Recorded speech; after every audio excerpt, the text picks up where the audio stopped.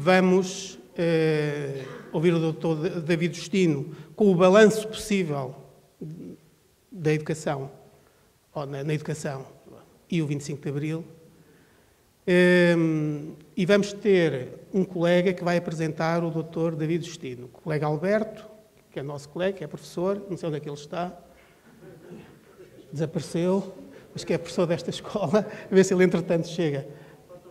Não, está a chegar. E temos também o Presidente da Câmara, o Dr. Tinta Ferreira, ex-vereador da Educação, também está connosco e vai estar connosco nesta sessão. O Alberto vai apresentar o Dr. David Justino e nós vamos ter o Dr. David Justino cerca de uma aula de 50 minutos, não é, professora? Menos, é 45 minutos, afinal. E depois teremos a oportunidade também de podermos colocar questões, criar alguma polémica, se for caso disso, e ouvir também o entendimento, as opiniões e as perspectivas que o Dr. David Justino tem sobre a educação. Ele é o nosso velho conhecido, foi Ministro da Educação, neste momento é, como sabem, Presidente do Conselho Nacional de Educação, mas eu dou a palavra ao Alberto para poder fazer uma breve apresentação. E agradecer mais uma vez a presença de todos. Não é? Se o Presidente não estava, agradecer também a presença deles e dizer-lhe que é com muita honra que o temos cá também connosco. Muito boa noite a todos. É um prazer e uma honra poder apresentar o professor David Justino. Dizer-vos que o professor David Justino nasceu em Oeiras há alguns anos atrás, não vou dizer há quantos. É professor associado de nomeação definitiva com agregação em Sociologia. Tem o seu domínio de atuação em Ciências Sociais, na Sociologia Histórica Comparada, da Universidade Nova de Lisboa. Tem graus académicos obtidos na sua agregação na Universidade Nova, em 2010, em 87, um doutoramento em Sociologia, com a especialidade de Sociologia e Economia Históricas, na Faculdade de Ciências Sociais e Humanas da Universidade Nova de Lisboa. Em 1978, uma pós-graduação em Economia e Sociologia Históricas. Em 1976, a sua licenciatura em Economia no Instituto Superior de Economia da Universidade Técnica de Lisboa. Professor associado do Departamento de Sociologia da Faculdade de Ciências, professor de nomeação definitiva entre 1977 e 89, e também uma carreira na área política, como deputado à Assembleia da República de 2004 e 2005, pelo Círculo Eleitoral de Lisboa, pelo Partido Social Democrata, Ministro da Educação do 15º Governo Constitucional, entre 2002 e 2004, deputado à Assembleia da República pelo Círculo Eleitoral de Lisboa, pelo Partido Social Democrata, em 2002 e entre 1999 e 2002. Vereador da Habitação Social da Câmara Municipal de Oeiras, eleito em 1993 e em 97 pelo Partido Social Democrata. Publicou já vários livros, alguns dos quais bastante recentes. Vou apenas referir 2006. A Escola em Análise, Olhares Sociopolíticos e Organizacionais, portanto, a partir de 2006. Desigualdades no Sistema Educativo, Percursos de Transições e Contextos, História dos Municípios na Educação e na Cultura. Difícil e Locais, da Fundação Francisco Manuel dos Santos, em 2010. E Desenvolvimento Económico e Mudança Social, Portugal nos últimos 2 séculos, de Imprensa de Ciências Sociais, em abril de 2009. Também com Maria João Valente Rosa, Infância Interrompida, caracterização das atividades desenvolvidas pelas crianças e jovens em Portugal, em março de 2009. Temos, depois, perante nós uma personalidade que não precisaria de apresentação, mas que foi para mim uma honra poder apresentá-lo. Muito obrigado.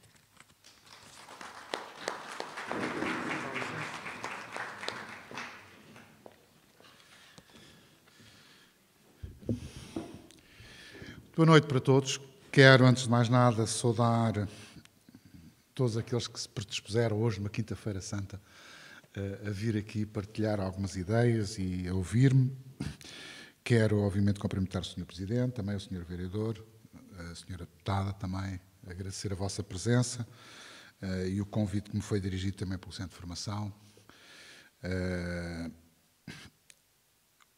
Julgo que o desafio que me punham à frente era precisamente tentar enquadrar, em termos de balanço, a educação e o 25 de Abril. No fundo, era isto, porque o ciclo de conferências está muito orientada precisamente para associarem com os 40 anos do 25 de Abril. Eu gostaria, antes de mais, antes de falar da educação, gostaria de partilhar convosco 2 ou 3 ideias para perceberem um pouco também em que contexto é que eu trabalho relativamente a estes processos de mudança, não é? Eu tenho uma visão sobre o 25 de Abril que é, acima de tudo, uma visão que eu tento que seja descomprometida. Descomprometida não quer dizer que seja uma visão ideologicamente a favor ou ideologicamente contra. Eu aqui não estou aqui como cidadão, estou aqui como estudioso, estou como investigador, estou como Presidente do Conselho Nacional de Educação e tenho sempre muito cuidado em não confundir as minhas opções ideológicas com a análise que faço dos processos de mudança social e organizacional nos mais variados domínios. É claro que essa separação nunca é incólume, não é? Não há, em especial em ciências sociais, eu digo que não há neutralidade ideológica em nenhuma situação. O que pode haver é isenção, que é uma coisa completamente diferente. E isso eu tento ser isento sem ser neutro. Isso porque neutralidade é algo que até me faz alguma confusão. Mas o 25 de Abril, na minha opinião, é muito mais um encerrar de um ciclo do que a abertura de outro novo ciclo. Porquê é que eu digo isto?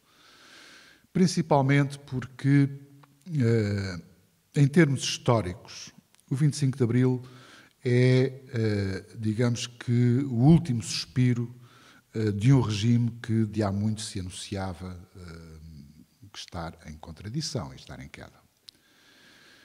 E nós costumamos dizer muitas vezes em história, quando trabalhamos os ciclos longos, não é? De que o 25 de Abril encerrou aquilo que é o chamado ciclo do Império, não é? Ou seja, houve um grande ciclo que se encerrou em 1810, nomeadamente no contexto das invasões francesas, a ajuda inglesa que faz contra as invasões francesas levou precisamente à celebração dos tratados que permitiu o acesso direto do comércio britânico com o Brasil e, em 1822, aquilo que se processa é precisamente a separação. Ou seja, económica e socialmente o Brasil praticamente já estava muito afastado. Com a Revolução Liberal de 1820 e depois de 1822, a Constituição, digamos que a separação consumou-se. E isso encerra um longo ciclo secular da história de Portugal, que foi o ciclo dos impérios. Não é? Entre 1822 e, praticamente, até à crise de 91-92, mas eu gosto de levar até à Primeira Guerra Mundial, é uma espécie de interciclo em que a própria sociedade portuguesa, tendo perdido o Brasil, que era a grande fonte, digamos, de sustentação do Império, ponderou seriamente se deveria manter as colónias em África ou se deveria aliená-las. Durante muito tempo, e no rescaldo, precisamente, da chamada crise financeira de 1891-92, durante muito tempo, admitiu-se a hipótese de considerar as colónias como um ativo suscetível de poder aliviar a dívida.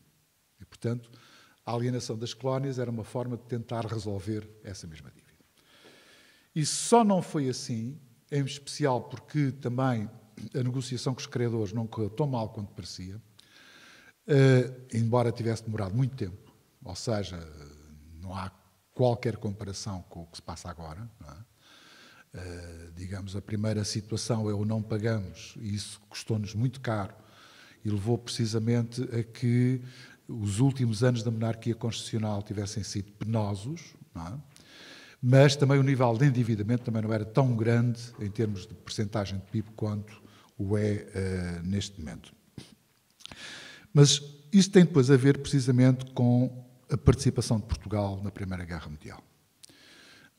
Independentemente do projeto republicano e como forma de conferir sustentabilidade a esse projeto republicano, a participação de Portugal na Primeira Guerra Mundial foi, acima de tudo, assumir a vocação colonial de Portugal, em especial relativamente aos territórios africanos.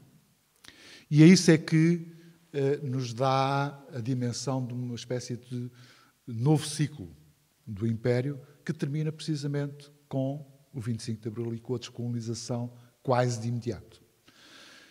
Esse ponto para mim é fulcral porque também uma parte da história do Estado Novo tem precisamente a ver com as colónias. Eu costumo dizer que o facto de Portugal ter um regime autoritário, nomeadamente consolidado pela crise de 1929-33, não é um fenómeno fora daquilo que aconteceu em toda a Europa. Uma grande parte dos países europeus passou precisamente pela consolidação de regimes autoritários, fascistas, nacionalsocialistas, etc. Não é? E mesmo em países de tradição democrática e republicana, muitos desses regimes, não sendo autoritários, estavam muito perto disso. Portanto, não é por aí que Portugal se distingue dos restantes países europeus. O que se distingue nos países europeus é precisamente porque é que esse regime autoritário, após a queda dos regimes autoritários a seguir à Segunda Guerra Mundial, porque é que se manteve.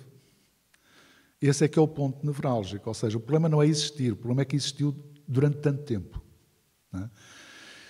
E eu devo confessar que a existência de um regime autoritário, em muitos casos totalitário, independentemente de ser mais ou menos fascista, quer dizer, não discuto isso, mas um regime daqueles só pode subsistir se tiver pelo menos o apoio silencioso de uma parte da população. Não vale a pena estarmos a iludir. Ou seja, não há nenhum regime que consiga dominar 10 milhões de habitantes, neste caso eram 7 ou 8, e foi evoluindo, durante tanto tempo, sem que haja alguma conivência ou alguma resignação de uma parte da população. E, portanto, quando me dizem que, na verdade, que era um regime que só através da repressão conseguia manter-se, eu digo, cuidado, não vamos iludir-nos. Não vamos iludir-nos. E isto porquê? Porque uma parte significativa dessa população tinha níveis de literacia extremamente baixos. Aquilo que eram os pressupostos básicos da cidadania e da participação não estavam de forma alguma preenchidos. Esse é um dos pontos. O segundo ponto que eu gosto, e portanto será sobre este primeiro que eu vou desenvolver um bocadinho mais a minha exposição, o segundo ponto tem a ver com o facto de Portugal era um país colonial. Bom, também aí não há exceção nenhuma, não há nenhuma particularidade. A França era, a Espanha era, a Bélgica era, a Inglaterra era, a Itália era também, a Alemanha não era porque não o deixaram com a Primeira Guerra Mundial, e isso foi uma das causas, quer da Primeira, quer em parte da própria Segunda Guerra Mundial.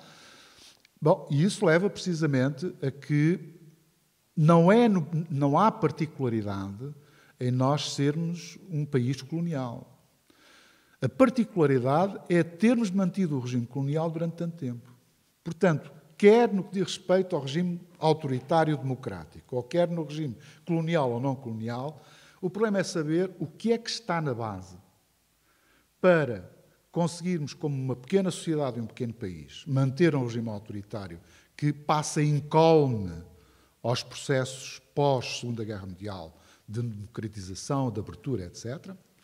E porque é que Durante quanto tempo conseguimos, como país pequeno, de fracos recursos, manter uma guerra em pelo menos 3 territórios significativos, qualquer deles, tirando o caso da Guiné, maiores que Portugal, durante tanto tempo? E esse é que é, talvez, as questões que vale a pena focar, precisamente porque eu não quero dizer que não ando à procura de fatores determinantes. A gente tem um pouco a mania. Qual foi a causa determinante? Não sei, porque as causas nunca são determinantes. Quer dizer, o que há são complexos causais, não é? São a interação entre diferentes causas e entre diferentes dinâmicas sociais que levam precisamente ou à mudança ou à não mudança, não é? Digamos, à preservação de determinado tipo de coisas. Ora bem, e o que é interessante é que um dos aspectos que mais me impressiona é que, desde muito cedo, desde finais da década de 40, princípios da década de 50, há sinais claramente contraditórios com aquilo que era a natureza do próprio regime. Eu, não sendo marxista, não resisto muitas vezes a utilizar terminologia marxista, quando se diz que as contradições internas do sistema se agudizaram, não é?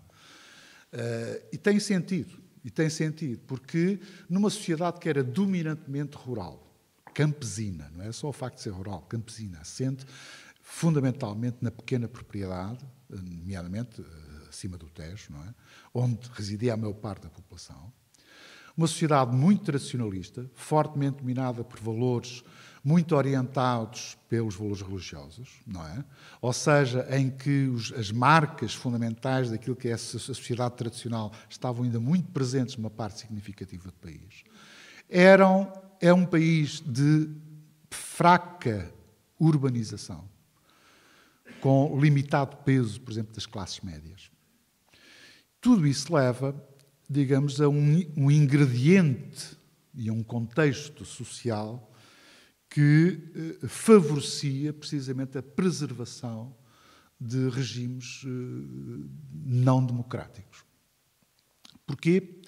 Porque, precisamente, a base de construção dos regimes democráticos estava ou na dimensão republicana e revolucionária, tipo modelo francês, ou então na solução consensualista e, de certa forma, também mais cultural, que tem a ver com os países do norte da Europa de tradição luterana e de tradição calvinista.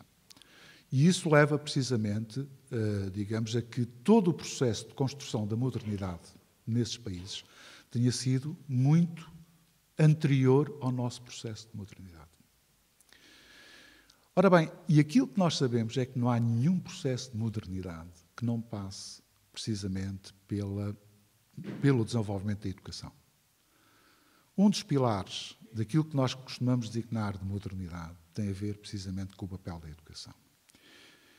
E um dos indicadores que eu utilizo sempre é que, indo a meados do século XIX, década de 50, se nós compararmos os nossos níveis de literacia com o dos restantes países da Europa, nós percebemos desde logo qual é o ponto de partida.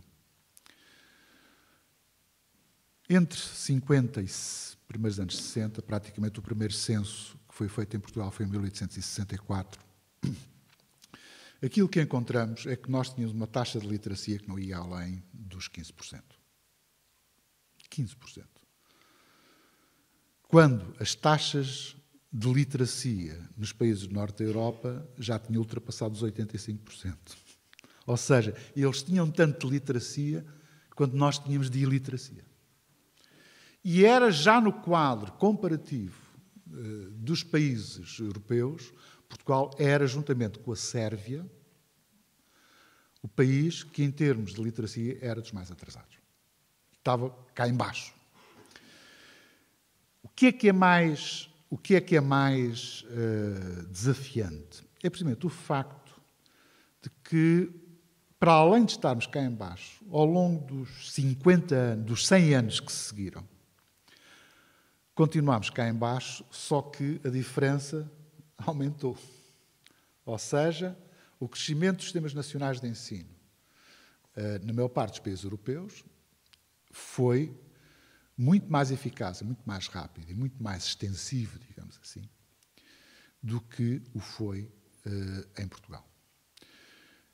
É interessante ver que a primeira medida concreta que teve, digamos que concretização rápida de escolaridade obrigatória, foi em 1844, o governo de Costa Cabral.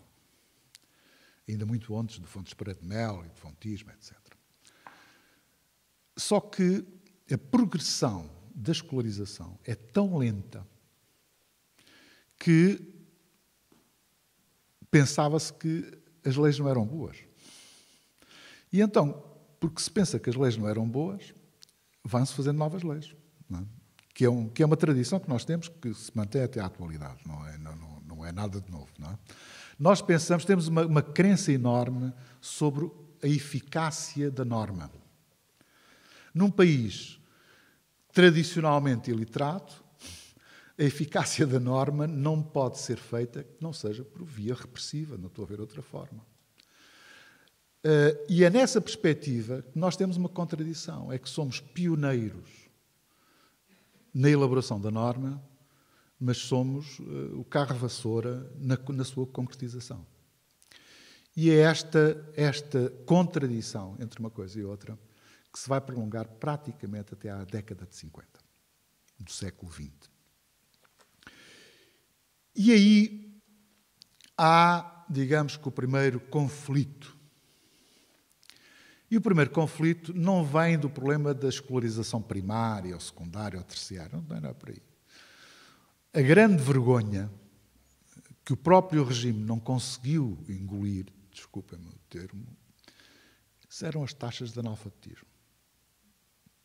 Nós tínhamos taxas de analfabetismo das mais elevadas, continuavam das mais elevadas. Claro, se nós tínhamos uma taxa de escolarização primária que não conseguia sair do normal, não é? Obviamente que o analfabetismo tinha que ser elevadíssimo. Não é? E quando, em 1852, é publicado uma coisa que se chama o Plano de Educação Popular, visando o combate ao analfabetismo. O que era este plano? Não era um combate ao analfabetismo, era um plano de desenvolvimento da escolarização primária, mas que não podia ser dado com esse argumento. Ou seja, o que estava em causa era precisamente a mole imensa de cidadãos que eram analfabetos, puros e duros.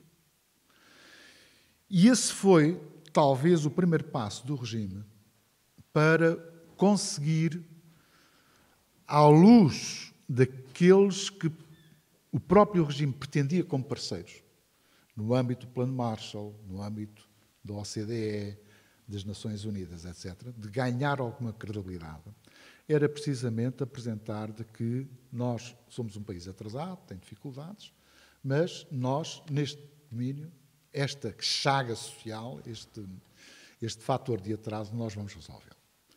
E é interessante que o Estado Novo consegue, parcialmente, aquilo que nem os liberais nem os republicanos conseguiram.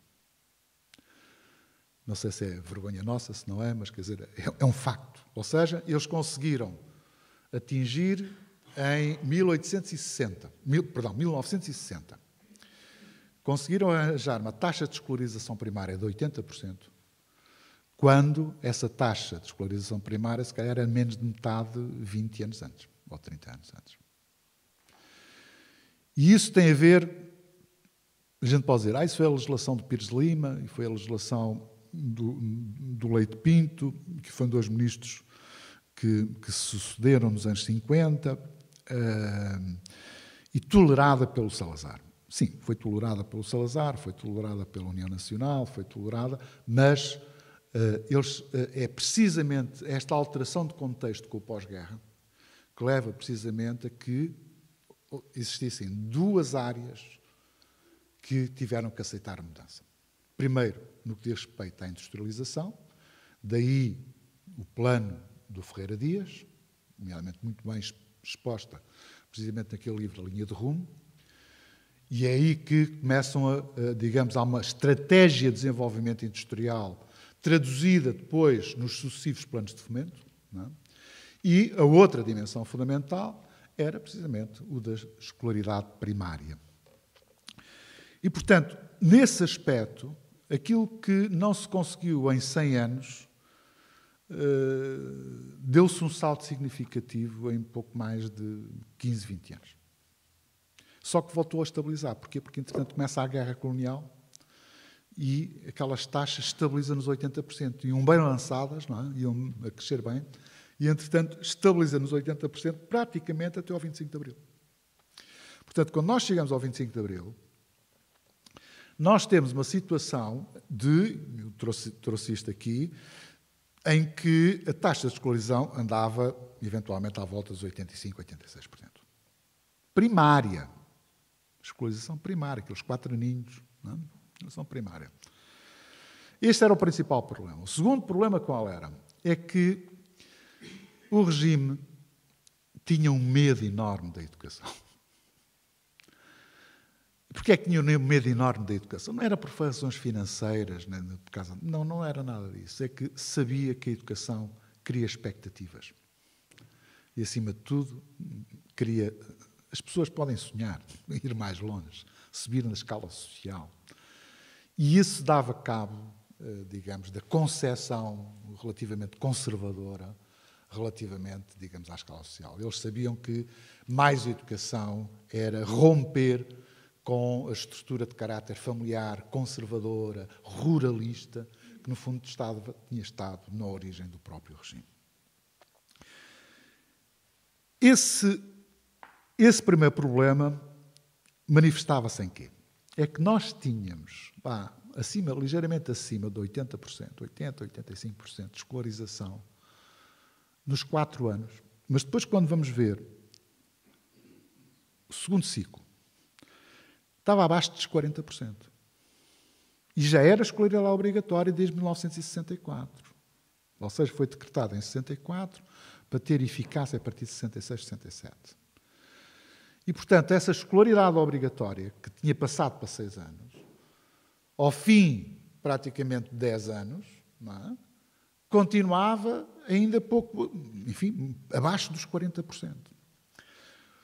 A escolarização do terceiro ciclo e do secundário ainda mais.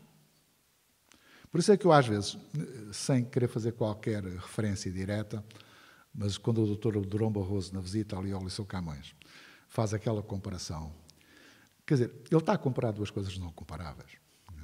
Uma é uma escola em que apenas uma minoria muito minoritária consegue aceder.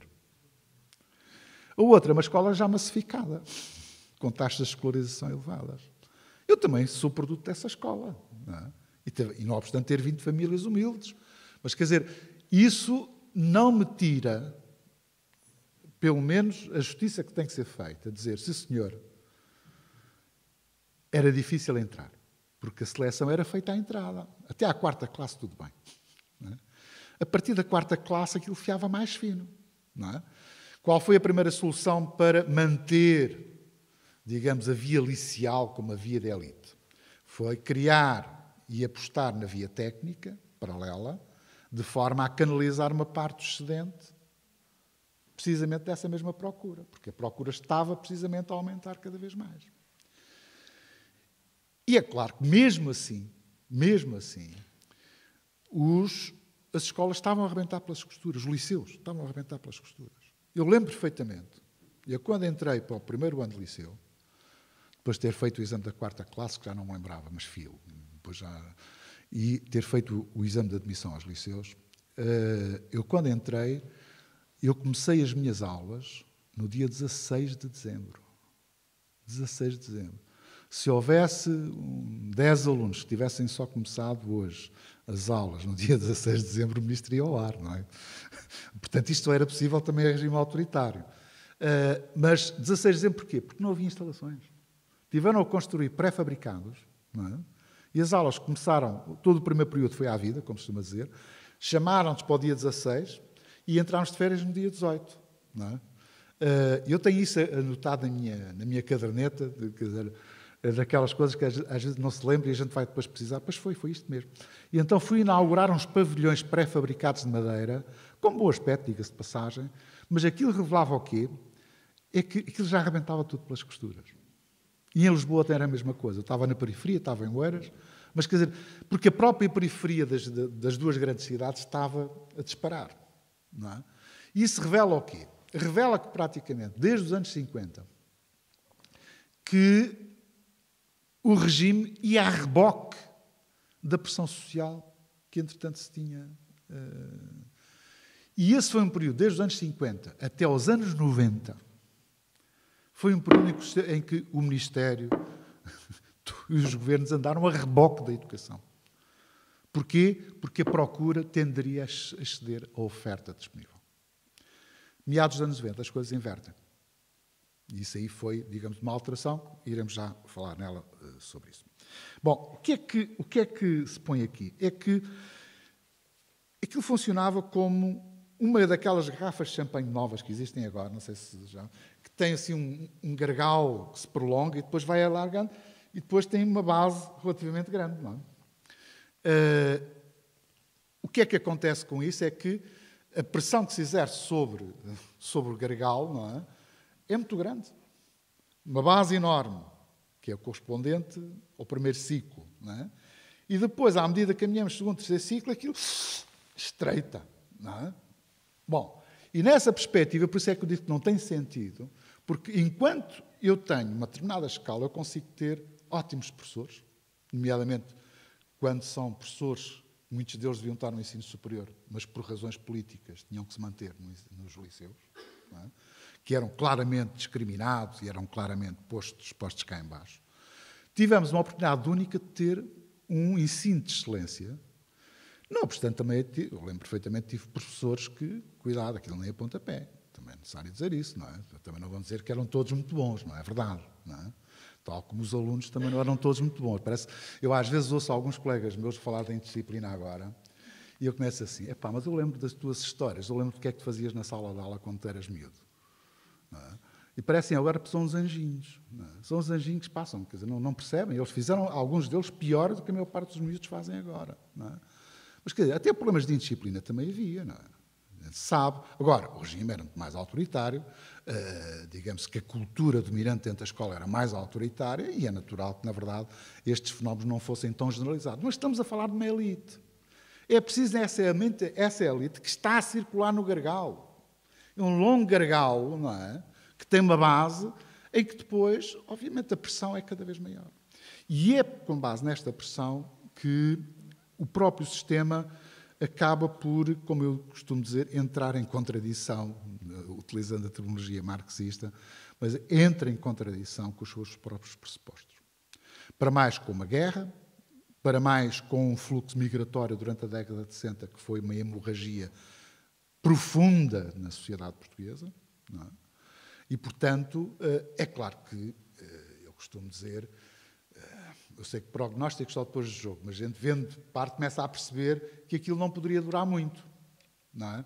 Ou seja, mais tarde ou mais cedo, aquela situação de exceção não se poderia manter. Mas mesmo assim, ainda conseguimos ser mais precoces do que Espanha com o Franco ou com os gregos, com a ditadura militar, mesmo assim. Mas cuidado, porque a ditadura militar grega não foi tão prolongada quanto foi a nossa ditadura, não é? É nessa perspectiva que eu digo que o sistema de ensino acabou, também ele, por ter um papel fundamental no processo de mudança que se vem a obrar depois nos anos 70. Precisamente porque a dinâmica social que estava subjacente ao crescimento do sistema ia para além da capacidade de controle do próprio regime. E, portanto, não foi só na universidade. A gente vai ver as escolas, todas muito bem comportadinhas, os lixões muito bem arranjadinhos, com os reitores a mandar, naquelas coisas. Tudo bem. Mas não é isso que conta. O que conta é a dinâmica social que está com... E, acima de tudo, essa tensão cada vez maior que se vai sentindo dentro da hierarquia do sistema. E é claro que depois reflete-se na universidade. Aqueles que estão na universidade nos anos 60, que fazem a crise de 62, fazem a crise de 68, 69, depois de 72 também, são aqueles que frequentaram a escola primária na década de 50 e parte da década de 60. Esses são os filhos de uma espécie de baby boom que se fez a seguir à Segunda Guerra, no final da guerra. Porque o período da guerra, em especial com a ameaça decorrente daquilo que se tinha passado em Espanha, com a Guerra Civil, não é?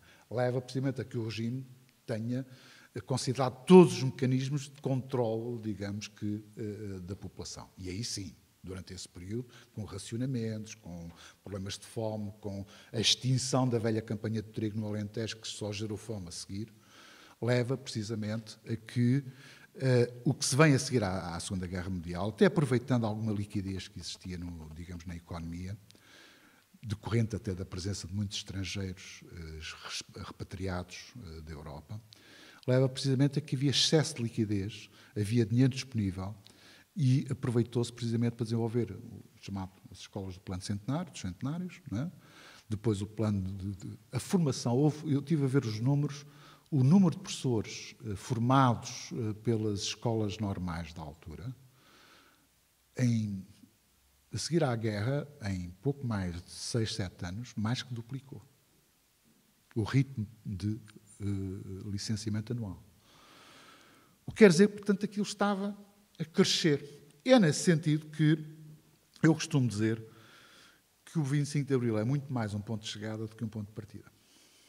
Não é? E deve ser entendido, na minha opinião, como tal. O que segue a seguir ao 25 de Abril é que já pode ser um ponto de partida.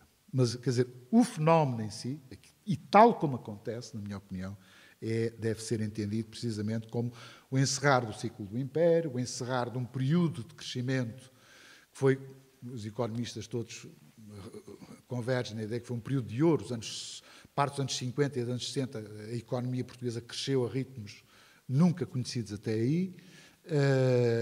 O sistema de ensino cresceu também, em especial o ensino primário, mas sempre com estas contradições que o regime ia mantendo, ia resistindo, de forma que nem tudo fosse possível. Não é? E isto tem a ver, em grande parte, quando uma elite minimamente ilustrada, muito preocupada com a dimensão da modernização, de que estes dois ministros, quer o Pires de Lima, quer, digamos, o Leite Pinto, são dois exemplos. O Inocêncio Galvão Teles já não tanto. O Inocêncio Galvão Teles já é um homem do regime mais junto, mais próximo, e basta comparar os 3 diplomas de cada um deles, não é?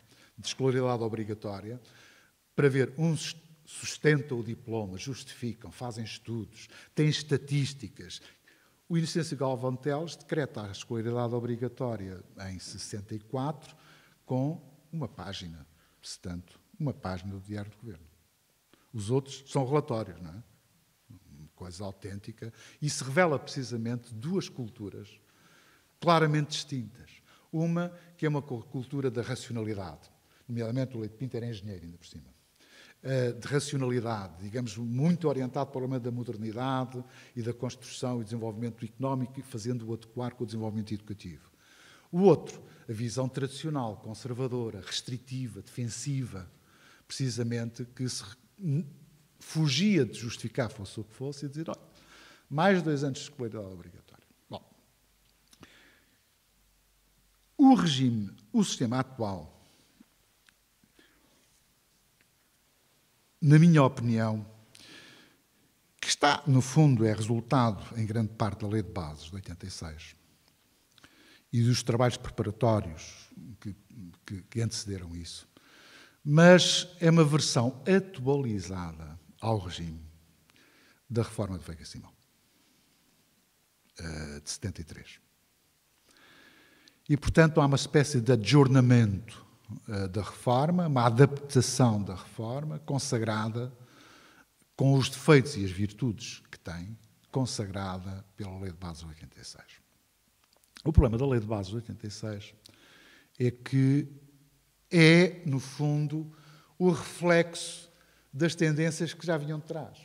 Ou seja, que é a tendência expansiva do sistema, com uma alteração da sua natureza própria daquilo que é um regime autoritário e daquilo que é um regime, digamos, democrático, como é natural.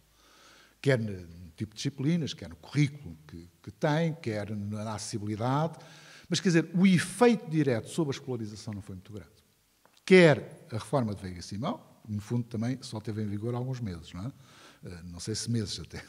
Mas, e depois, digamos que mesmo a reforma de 86 vem consagrar precisamente o que vinha de trás e abrir perspectivas de quadro, pelo menos foi um quadro orientador daquilo que é o desenvolvimento do sistema, em especial nos anos 90. Só que a reforma de 86 tinha um problema. Para já tinha esse legado ainda do processo de abertura marcelista e que foi, digamos, adjornato com digamos, os valores do regime democrático. Em segundo lugar, tinha um problema, é que o sistema continuava a andar a reboque da procura. Ou seja, vocês lembram-se perfeitamente, nos anos 80, as notícias dos telejornais, no mês de setembro, não era saber se a escola tem os professores colocados, se não tem. Não, era saber se a escola abria, se não abria, se tinha acabado as obras, se não tinha. Não é? Eu lembro perfeitamente, quer dizer, todos os inícios dos anos letivos eram marcados, precisamente, há aulas ou não há aulas? A escola está pronta ou não está pronta? Então deixa-se entrar os miúdos, mas ainda as obras estão a decorrer. Isso porque aquilo foi também nessa altura que se começou também a recorrer aos privados para suprir as dificuldades de oferta do ensino público também. Porquê? Porque o sistema continuava em expansão. E continua em expansão até praticamente 95, mais coisa, menos coisa. A partir de 95, digamos que o contexto alterou-se completamente. De expansão da população escolar, nós começámos a ter os primeiros sinais, logo a começar na parte digamos, do ensino primário, começámos a ter os primeiros sinais que a tendência se tinha invertido. Não é? E quem quisesse fazer contas, e algumas foram feitas na altura, sabia que nós, nos 10, 15, 20 anos que seguiram a 95, nós teríamos aqui o problema, digamos, de uma inversão de tendência que já vinha, ou seja, a inversão da tendência que se tinha estruturado no pós-Segunda Guerra Mundial, tinha terminado, acabou. Agora, reverte. Não é? Isso estava identificado. Não é? O problema é ter a capacidade de, depois de identificado, atuar em conformidade. E isso é que nem sempre é possível. Não é? Mas tem a ver precisamente com o facto de que o 25 de Abril não interrompeu aquilo que é um processo que vinha de trás. Ou seja, se eu tiver que definir um grande período, que é o período de expansão do sistema de ensino, e aquilo que é a concretização do que nós designamos na sociologia dos sistemas nacionais de ensino massificado, de ensino de massas, é este período, 1950, 1990, 95. São 40, 45 anos de expansão da educação, só que, como disse há bocado, é uma expansão desregulada, em primeiro lugar, e em segundo lugar, é uma expansão, que eu diria, anárquica. Com uma grande dificuldade do Estado, quer por razões financeiras, quer por não ter os mecanismos de controle que pretendia ter, não é? Mas é esta expansão relativamente desorganizada do sistema. Porquê? Porque a escola vai atrás da procura. A escola vai atrás dos miúdos e das famílias que aparecem a bater-lhe à porta a dizer que querem escrever o meu filho e começam a não haver, digamos que, lugares para todos. Vai-se construindo, vão-se fazendo pré-fabricados, vão-se atafolhando as turmas, etc. Portanto, até, digamos que 90, 95. Nessa perspectiva, direi que o 25 de Abril mudou a natureza da escola, mas não mudou as dinâmicas de escolarização. Eu faço sempre esta tendência, esta distinção. Porquê? Porque mudou no que diz respeito aos conteúdos, às matérias, aos currícula, não é? Mas não mudou duas coisas. Em primeiro lugar, aquilo que nós podemos designar que é o centralismo característico do regime autoritário, que, no caso particular da educação, vai ser transferido para o regime democrático. E assumido claramente, por uma parte dos dirigentes, de que o sistema deve ser um sistema que deve manter-se centralizado. E eu acho que esse tem sido, ou seja, eu admito que esse sistema pudesse manter-se centralizado enquanto o sistema esteve a crescer. A partir da altura em que o sistema deixou de crescer, havia toda a vantagem em que a ação não fosse centralizada e fosse descentralizada. E esse penso que é um dos pecadilhos que ficou precisamente da herança, da forma como o 25 de Abril acabou por ser, em primeiro lugar, um golpe de Estado e, em segundo lugar, duas revoluções, uma democrática e uma outra pertencimento democrática, mas que era democrática ou revolucionária, digamos assim. Quer uma, quer outra, nenhuma delas enjeitou o centralismo do Ministério da Educação. Sobre isso não houve divergência. Andamos todos à procura de consensos e de compromisso. Aí houve um compromisso tácito de todas as forças políticas em manter uma estrutura altamente burocratizada e altamente centralizada no Ministério da Educação. Houve também outros vícios, nomeadamente a cultura corporativa, que em parte também se transferiu para o regime democrático. E nessa perspectiva também o 25 de Abril, tendo modificado o regime político, tendo modificado muita coisa, felizmente, não conseguiu modificar algumas das mentalidades, nomeadamente dos vários autores que circundam este campo vasto que é o campo da educação. E nessa perspectiva eu julgo que continuamos, no caso da educação em Portugal, a padecer desses males, não obstante termos efetuado mudanças que são excepcionais, na minha opinião. Vou-vos dar 3 coisas para acabar e para podermos depois conversar. A escolaridade média da população portuguesa em 1991, portanto estamos a falar há 23 anos, não é? Era de 4 anos e meio. Ou seja, em média, o número de anos de escolarização da população portuguesa era pouco mais do que a escola primária. Isto em 1991. De 91 para cá, essa escolarização tem vindo a aumentar. Já estamos, em 2011, acima dos 7, mas se olharmos, e vamos dizer, porquê é que é isto? Bom, porque há uma parte da população idosa onde estão, precisamente, digamos, ainda uma percentagem significativa dos não escolarizados ou dos poucos escolarizados. Não é? Se eliminarmos esse grupo, e vamos só falar da população ativa, entre os 25 e os 64 anos, então aí aproximamos dos 8, 9 anos. Já. O que, na época, há 20 anos atrás, eram 5, 6, não é? Não era mais do que isso. Bom, mas se olharmos para a geração dos pais, cujos filhos estão agora na escola, estão agora no sistema, ou seja, pais e mães que andam à volta entre os 25, em 2011, que estavam entre os 25 e os 44 anos, a escolaridade média já vai acima dos 10 anos. O que é que quer isto dizer? Que nós temos estado a resolver em 20 anos aquilo que não resolvemos em mais de 100. Que o nível de atraso a que chegámos, quando entramos na década de 90, não é? Era um atraso enorme. Fruto, precisamente, daquela garrafa de champanhe com uma base muito grande e com um gargalo muito estreito. Não é? E que rebentava todo pelas costuras. E, portanto, nós ainda estamos a pagar isso, em termos de atraso. Mas nós estamos com o ritmo de escolarização que é um ritmo interessante. Agora, temos aqui um fator que nos favorece, é que como a população está a crescer, não é? Obviamente, essa escolarização pode mais facilmente tornar-se a universalização. Não é? Mas ainda mantemos, por exemplo, já não temos grandes problemas com a escolarização do terceiro ciclo, até ao terceiro ciclo, mas temos uma taxa de escolarização do secundário ainda muito baixa.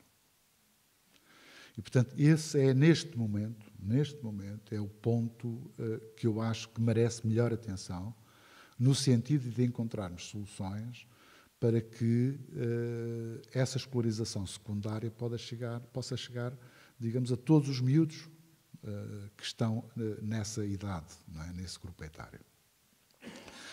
Por último, põe-se aqui o problema de saber, bom, e agora, para a frente, o que é que o 25 de Abril nos poderá inspirar relativamente àquilo que pretendemos do futuro. Eu julgo que talvez o sinal mais importante que o 25 de Abril nos dá é precisamente essa reinvenção do futuro. Ou seja, o 25 de Abril abriu portas, criou oportunidades, eliminou barreiras, fez-nos, eu diria que, desencaixar daquela clausura coletiva em que vivíamos. E isso teve um efeito positivo, porque nós começámos a pensar e a olhar para a frente. Começámos a ver menos em função do passado e mais em função daquilo que queríamos do futuro. Passámos a ter voz e passámos a ter vontade. E isso foi algo que, na minha opinião, se perdeu um bocadinho no que diz respeito à educação. Precisamente porque desde meados de 90, aquilo que andamos a fazer é andar, já não a correr atrás da procura, mas andamos a remendar o sistema educativo. Ou seja, aquela lei de bases inspirada na reforma Veiga-Simão de 73. Mas já não vou tão longe, mas pelo menos de 86, vamos a caminho de 30 anos de lei de bases. Nunca uma lei de bases em Portugal teve tanto tempo em vigor como esta. Quando não havia globalização, quando existia o Bloco Soviético, o Muro de Berlim, quando não havia não sei mais quanto, quando a população ainda tinha 4 anos de escolaridade, não é? E há muito nesta lei de bases que eventualmente tem sentido manter-se, no que diz respeito aos valores fundacionais da democracia, etc., da cidadania e, digamos, da missão da educação, mas há outros itens, outros pilares da atual organização que estão completamente desatualizados. É nesse sentido que eu tenho vindo a dizer que, tal como em 25 de Abril, que conseguimos reinventar o futuro, não é? No fundo foi voltar a acreditar que somos capazes de construir para o futuro. É algo que nós temos que fazer agora também, sem ter que fazer um novo 25 de Abril, que não sou desses defensores, não é? Mas é dizer que a solução para podermos melhorar e ganhar os desafios que se colocam hoje ao sistema de ensino é termos essa visão de futuro, é termos esse sentido de futuro e podermos, entre nós, dizer assim, o que é que queremos? E não é só professores, pais, não. O que é que a sociedade portuguesa quer das suas escolas? Que tipo de conhecimento é que quer que se promova? Que tipo de métodos é que se podem depois definir como mais apropriados para o conhecimento que se deve promover? Porque toda a gente anda a falar na sociedade do conhecimento. E como é que é? Continuamos a ensinar como ensinávamos há 30 ou 40 anos atrás, as mesmas matérias, mas nada muda? É este tipo de conhecimento que queremos ou precisamos de outro tipo de conhecimento? E depois temos um outro problema, que é como é que vamos lidar com esta recessão demográfica que vai continuar. Nós, chegados a 2040, 2050, vamos perder à volta de 2 a 3 milhões de habitantes.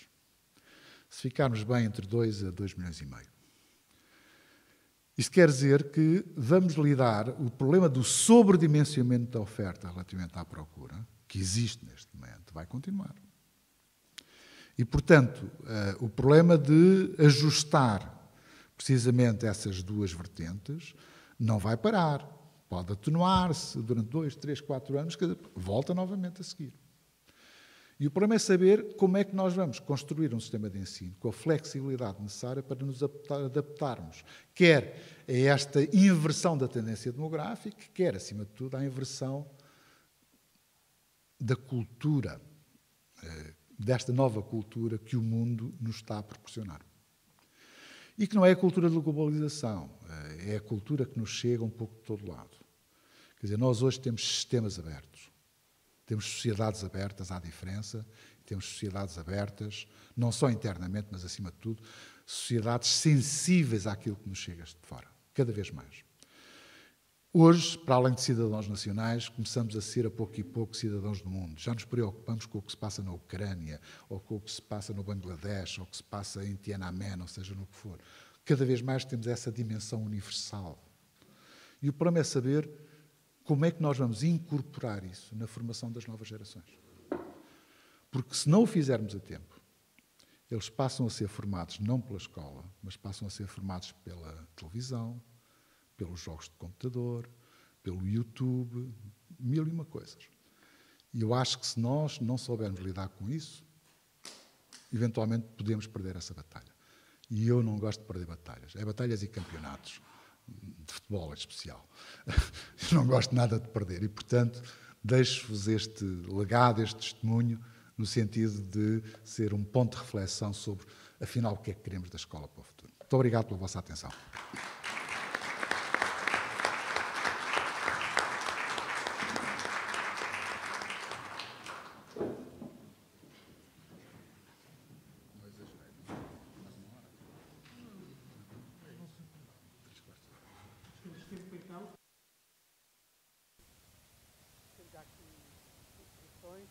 Gostava de fazer uma pergunta ao Dr. David Justino, mas vamos colocar um conjunto de questões. O Dr. David Justino depois responde na bateria delas. Edgar, Isabel, Francisco, começas tu outra vez, não te dei o microfone. A minha pergunta era no sentido de que perspectivasse, com o prolongar desta crise, se esta taxa de escolaridade, esta taxa média dos 8, 9 anos, 10 anos, não irá decrescer. Ou seja, filhos de licenciados não passarão do 10º ano, 12º, como em alguns casos já se verifica. Por mera questão de abandono, falta de expectativas, desencanto, soluções apressadas de imigração, etc. Boa noite. É sempre um prazer ouvir falar um ex-ministro da Educação que nos fala com conhecimento da própria história dos sistemas educativos. O Sr. Doutor é um dos últimos, ou talvez o último ministro da Educação de que eu me lembro. Depois de si, com toda a sinceridade, não me lembro de ninguém. Não me lembro rigorosamente de ninguém. Temos tido gestores, pessoas que governam o Ministério, mas não se sabe qual é o seu pensamento acerca da educação. E esse é um grande problema do nosso país. Uma das coisas que falou, eu depois vou também pedir a opinião sobre algumas, mas uma das coisas que referiu foi, nomeadamente nos anos 60, do século passado, obviamente, havia uma grande crença, que era transversal a toda a sociedade, no ensino como via da ascensão social. Nós hoje ouvimos, eu sou professor também, ouço os meus colegas, felizmente tenho a sorte de não ter turmas problemáticas, mas ouço constantemente os colegas falarem da grande desmotivação, mais até do que mau comportamento, é da desmotivação de jovens, famílias e não sei o quê. E estamos a falar dos tais jovens cujos pais atingiram aquele nível excelente. Isto é, parece que os meninos que estão agora na escola já não têm motivos para acreditar que a escola é uma via de ascensão social. O que é que aconteceu? Se calhar muitos dos pais deles estão desempregados e pessoas com cursos, e eles pensam assim, estudar, por mais que os pais digam, eles veem o que é que aconteceu aos pais. Isto é gravíssimo.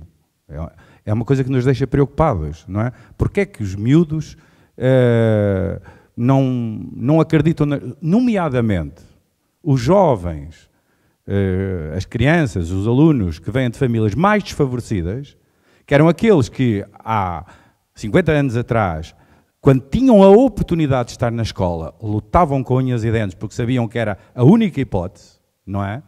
Porque o conhecimento é a coisa mais democrática que existe, não é? Desde que se tenha acesso a ele.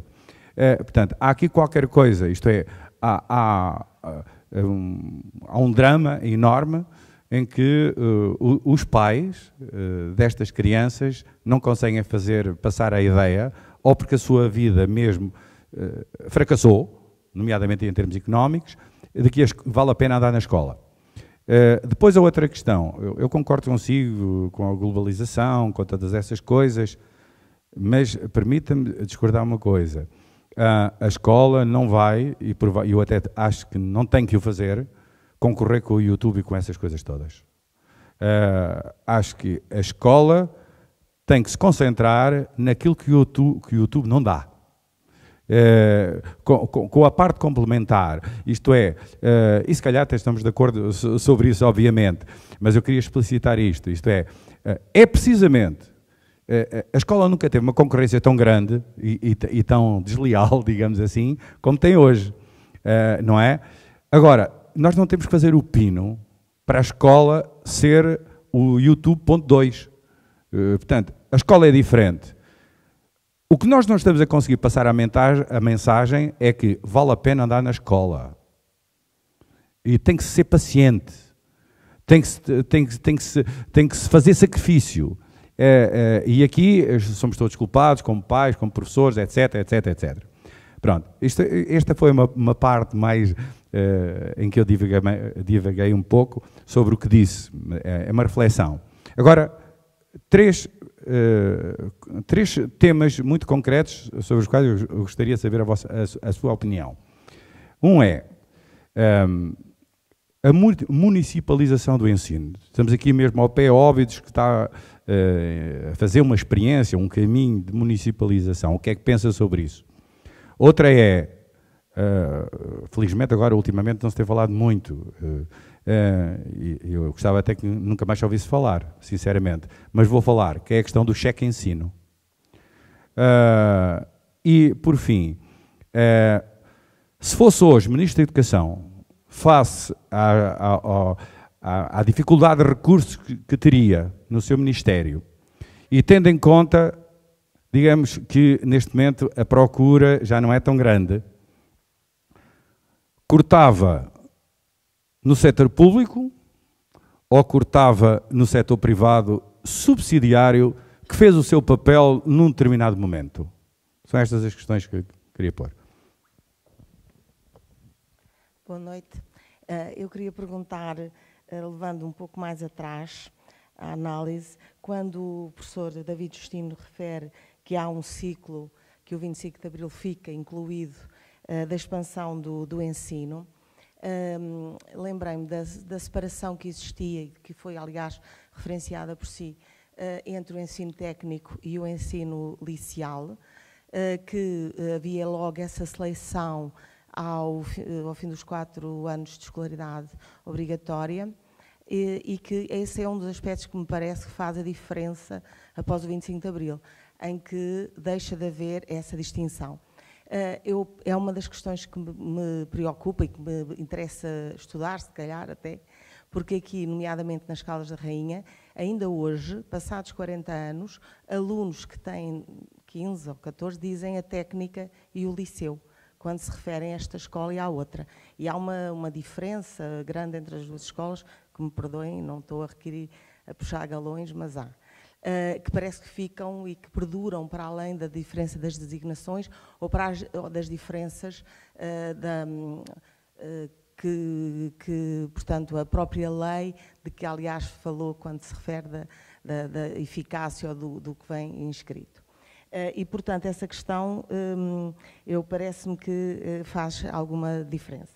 Depois, a outra coisa que eu gostava de perguntar é que, quando se diz que a questão do secundário é um dos aspectos em que ainda não foi conseguida uma frequência maior, não é? Que há um grande abandono escolar, nomeadamente aí, como é que se entende que já haja propostas de tornar, nomeadamente da JST, de tornar esse, ou pelo menos falou-se disso. É? Então peço desculpa. Sim, passar a ser outra vez os 9 anos. Peço desculpa pelo engano. Pronto, era só isso.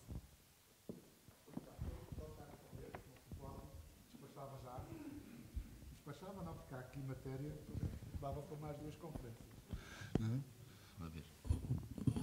Dá? Ok, ótimo. Deixem-me pegar no primeiro tema que foi aqui levantado, que tem a ver com o problema dos efeitos da crise sobre a escolarização. Eu gosto sempre de chamar a atenção de que não há, no século XX, em Portugal, tirando, eventualmente, um período passageiro coincidente com a Primeira Guerra Mundial, uma crise nem tão grande, nem tão prolongada quanto aquela que estamos a viver. Nem a crise de 29-33. No caso português, teve a dimensão que esta está a ter. Portanto, isso é fundamental, porque em 29-33 nós não tivemos o bailout, não tivemos, digamos, uma situação de não capacidade de pagamento e denúncia precisamente dessas situações. Formalmente, aquela que era mais equivalente a esta seria a crise de 91, nomeadamente quando tivemos que declarar inconvertibilidade da moeda e tivemos precisamente de dizer que não pagamos, que não temos dinheiro para pagar. Não é? Essa foi a última sobre a qual ninguém aprendeu também, é necessário dizer isto. A história é uma madrasta, digamos, que ninguém quer olhar para ela. Principalmente quando não é tão agradável, porque nós utilizamos a história mais para nos enaltecermos do que propriamente para aprendermos com os erros que fizemos. Não é? E por acaso é giro, porque falando com colegas meus economistas, eles dizem que não há duas crises iguais. Por uma razão simples, porque a segunda já deveria ter aprendido com a primeira. O problema é que em Portugal, como não temos capacidade de aprender com as primeiras, as crises tornam-se sempre iguais e parecem que sempre recorrentes, não é? Mas também destas é necessário dizer, não há no século XX uma crise tão prolongada. Nós vamos no 6º ano de crise. Não pensem que aquele fogacho ilusório, na minha opinião, de 2009, 2010, está fora do contexto. Não. Se nós olharmos bem, a crise começa com a chamada crise do subprime, dos Lehman Brothers, que é uma crise mundial e que propaga. O grande problema é que aquilo que era considerado subprime dos privados americanos, as pessoas começaram a olhar e perceberam que havia um subprime das dívidas soberanas europeias. E, portanto, a crise é a mesma. A crise é a mesma. O problema é que o tom foi alterado. E às vezes também acho piada. Isto não é para dizer que tenha razão, é só para dizer que, relativamente à leitura que faço, às vezes afasto-me de algumas posições que têm sido muito veiculadas. Mas aquilo que eu costumo dizer é que também esta crise tem uma outra vertente, é que muitas vezes invoca-se sempre o Keynes, não é? O keynesianismo versus o neoliberalismo. E eu, sinceramente, como economista, aquilo que eu aprendi do Keynes é que nós podemos ter déficits até excessivos durante 2, 3, 4 anos, precisamente para poder sustentar a procura, mas depois temos que recuperar com superávites nos anos seguintes. E ninguém se lembra desta segunda fase. Não é? É que o Keynes também escreveu isto. Não é?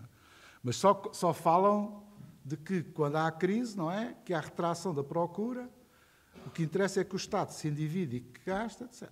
Esse é uma das coisas. Só que isso é, em termos de comportamento cíclico da economia, e, portanto, se nós fazemos déficit num determinado tempo e recorremos à dívida, depois temos que fazer superávit para amortizar a dívida.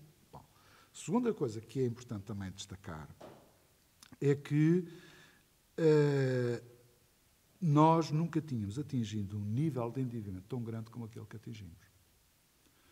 E, portanto, uma coisa é nós estarmos perante economias que funcionam à escala nacional. E a relação entre nações e entre mercados é uma coisa. Como foi, por exemplo, finais do século XIX ou qualquer outra crise do século XX. Outra coisa é estarmos a funcionar em economias que estão globalizadas, em que os próprios mercados financeiros não são nacionalizados, nem os mecanismos de controle dos países sobre os fluxos são eficazes. E, portanto, quem não percebe isto não pode comparar aquilo que é uma dívida nacional há 100 anos atrás e o que é uma dívida nacional agora. Não é?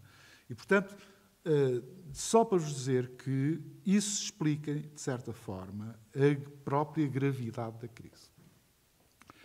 Eu vou dizer uma coisa que as pessoas não gostam, mas como cientista e como não gosto de ter opinião sobre aquilo que não sei, portanto estudo. E tento não entrar nesta cacofonia que existe um pouco na comunicação social. O impacto social da atual crise na população portuguesa é muito menor do que foi, por exemplo, o impacto social da crise em Espanha, na Itália ou na Grécia. Se virem e compararem os indicadores de pobreza e aquilo que se fala muito das desigualdades sociais, do que está a acontecer na Grécia, então eu não sei o que é que muitas pessoas que dizem cobras e lagartos atualmente, o que é que diriam. Eu não quero, quer dizer, eu sou PSD, mas eu costumo dizer sou PSD, mas tento não ser parvo, não é? E, portanto, quer dizer, tenho olhos para ver e, portanto, não vou misturar uma coisa com outra. Portanto, não quero estar aqui a desculpabilizar o governo, ou a amenizar ou a dourar a pílula. Mas temos de ser rigorosos nestas coisas. E uma das coisas que nós devemos ser rigorosos é que, de certa forma, os efeitos da crise foram sentidos nas classes mais humildes, fundamentalmente através do desemprego. E não através da quebra de rendimento. Foi do desemprego. Essa é que é o grande flagelo. Em especial o chamado desemprego de longa duração. Aí é que tocou. Porque no que diz respeito à quebra de rendimento, foram as classes médias que estão a pagar. Eu não sei qual é a pior, mas foram as classes médias. Portanto, os focos de cada um dos tipos de políticas são diferentes. Não é? E é nessa perspectiva, mesmo quando se fala agora de imigração, há um recrudescimento da imigração atualmente, mas nós ainda não atingimos os níveis de emigração de que ninguém fala, por exemplo, no finais dos anos 90. Basta comparar os saldos migratórios de há 15 anos atrás com o que é atual.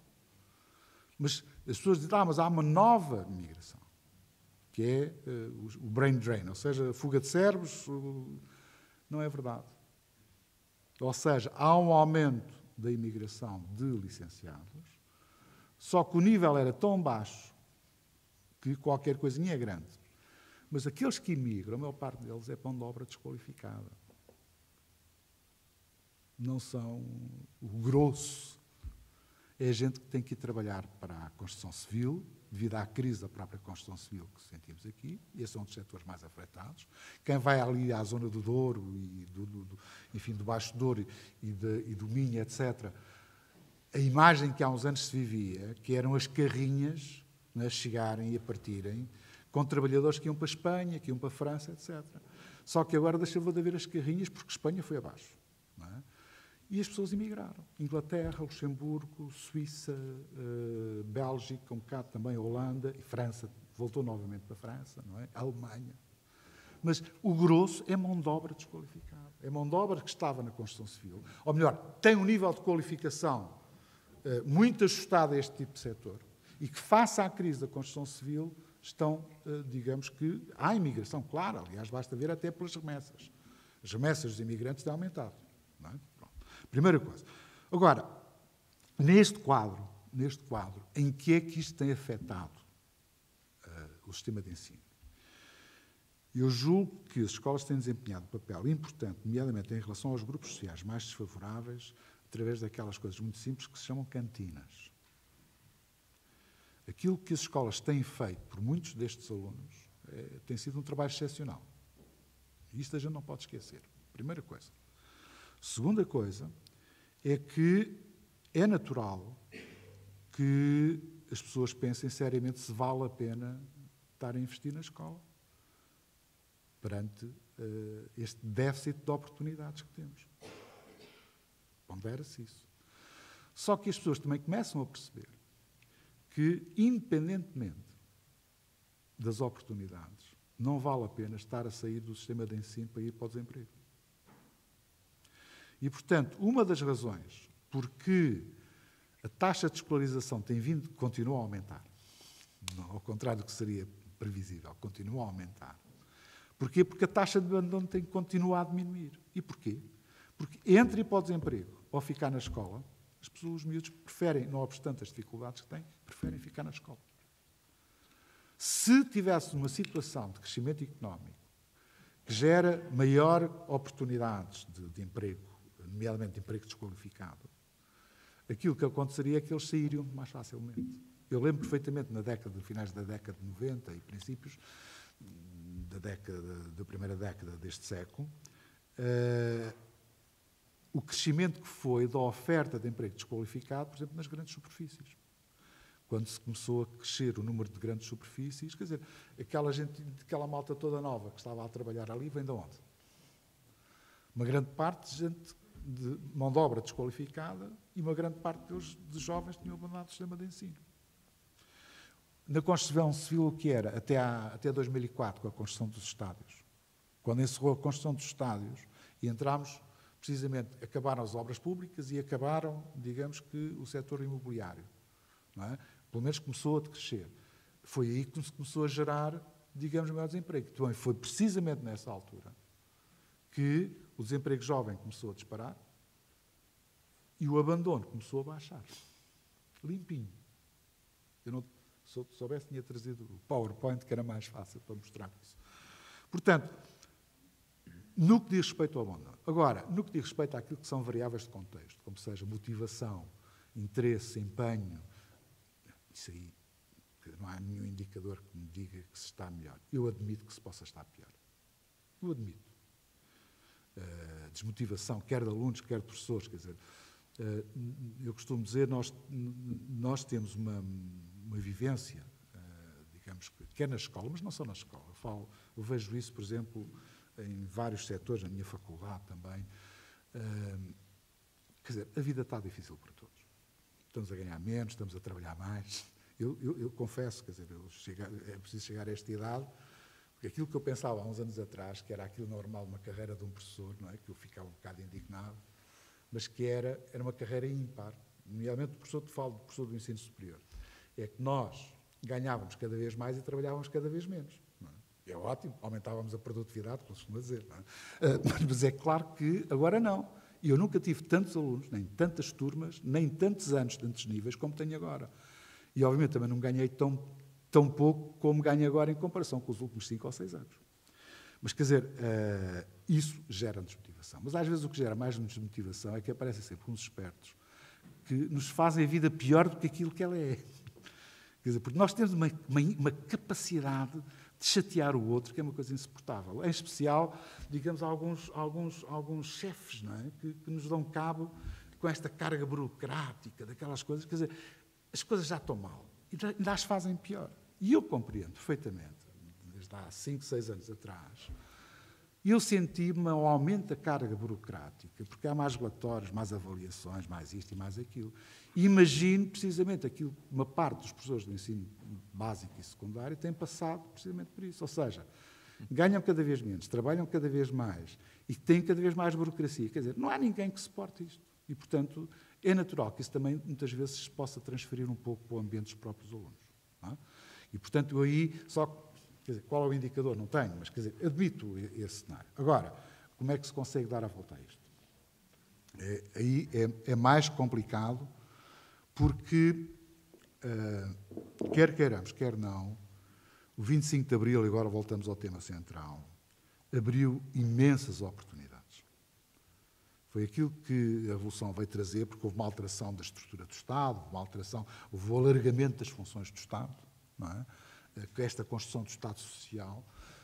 E um dos efeitos da construção deste Estado Social foi precisamente a do alargamento das oportunidades e de mobilidade social ascendente para muita gente. Muitos técnicos superiores, muitos arquitetos, muitos médicos, todas as profissões liberais, que no fundo cresceram com este Estado Social. Mas esse foi também o custo que neste momento se está a pagar relativamente ao problema da classe média. É que a nossa classe média, uma grande parte dela, da nova classe média, vivia muito dependente do Estado. E a partir da altura em que o Estado não tinha capacidade de poder crescer mais, a classe média está condicionada. Não é? E por isso é que também tem sido sobre ela que tem sido uma parte, digamos, desta austeridade. Não é? E, portanto, mas mesmo assim, os indicadores que tenho é que as famílias não estão a desistir de investir nos seus filhos no que diz respeito à educação. mesmo se reconhecendo que as oportunidades são cada vez menores. Todos os indicadores que eu disponho é que os miúdos são mais resilientes, eventualmente, não é? Resistem mais, as famílias resistem mais, fazem um esforço enorme, podem sacrificar muitas outras coisas, mas o valor da educação tem vindo a subir, o reconhecimento social da educação tem vindo a subir. Agora, que conjunturalmente possa haver aqui problemas de bloqueio, isso é natural que possa existir também, admito isso. Relativamente, já falei do desemprego dos pais, isso tem um efeito, já falei de imigração, concordo plenamente consigo que a escola não pode concorrer com o YouTube, nem com o Facebook, nem com a televisão, nem com nada disso. O que a escola tem que fazer é, em vez de os imitar, fazendo assim umas pantominices com os gadgets, é, acima de tudo, reforçar aquilo que é o elemento distintivo da escola. O que é que distingue a escola do que se passa fora dos muros da escola? Conhecimento. Ou seja, os professores, mais do que profissionais da pedagogia, têm que ser profissionais de conhecimento. Porque detêm desse domínio e dessa competência aquilo que os outros não têm. Se o professor passa a ser uma espécie de mediador do senso comum, torna-se igual àqueles que estão lá fora. E a sua autoridade deixa de existir. Se o professor não for algo de diferente e de distinto pelo exercício e pela importância social da sua função, daqueles que estão fora das grades da escola, é por isso é que eu não sou muito liberal. Havia uma coisa, eu fui muito influenciado por aquilo que eu costumo designar, que é o meu mestre, pelo professor Vitorino Magalhães Godinho, com quem trabalhei desde 75, e já perto da morte dele, há 2 anos e tal, que eu acompanhei praticamente até aos últimos dias, eu contava um pouco mais lúcido, dizia-me: David Justino, há uma coisa que eu nunca fiz e que aconselho a todos a fazer. Eu nunca vou dar uma aula sem ser com gravata. Sou professor. Também, a gente tem que se distinguir. Não somos iguais aos alunos. Temos é que fazer subir os alunos, dizia ele. Temos é que fazer subir os alunos. Descer aos alunos não... Eu sou professor, se calhar tem razão. E durante muito tempo, os professores não se quiseram distinguir, porque desceram ao nível dos alunos, quando os deviam ter feito subir. Eu não sei se ele é capaz de ter alguma razão nisto. E é nesse sentido que eu digo que a escola não pode imitar nem o Facebook nem o YouTube. Tem que afirmar aquilo que é a sua especificidade, a sua capacidade, aquilo que é a sua identidade própria, que é a instituição que, pela sua natureza, é a portadora do conhecimento. É aquilo que, no fundo, distingue do senso comum. É claro que eu, para transmitir, para incutir, para despertar para esse conhecimento, eu tenho que utilizar o outro tipo de conhecimento, que é o conhecimento pedagógico. Mas o conhecimento pedagógico é a forma que eu tenho de valorizar o outro conhecimento, não o contrário. E, portanto, no fundo, há um sociólogo que eu admiro bastante, que é um senhor chamado, em inglês, chamado Michael Young, e que, no fundo, diz que o conhecimento escolar é uma combinatória de conhecimento científico, ou conhecimento, que eu diria, codificado, conhecimento pedagógico e senso comum. Quantas vezes, eu estou aqui, até agora, muitas vezes recorro a imagens do senso comum para facilitar uma técnica pedagógica que eu tenho para transmitir determinado tipo de ideias mais difíceis ou mais complexas. Não é? Portanto, é uma combinatória disto tudo. O grande problema é quando nós sacrificamos o conhecimento científico aos outros dois. E eu digo às vezes aos meus alunos, tem uma parte dos meus alunos que são futuros ou querem ser professores, eu às vezes fico cheio de pena deles porque não acredito muito, mas, e às vezes alguns deles são muito bons e bem precisam estar a ensinar e não conseguem. Bem, mas passando isso, diz: olha, vocês podem ensinar muito bem, mas se vocês se não têm conhecimento científico, conhecimento consolidado, esse conhecimento fundamental, é óbvio que ensinam bem, mas não sabem o quê.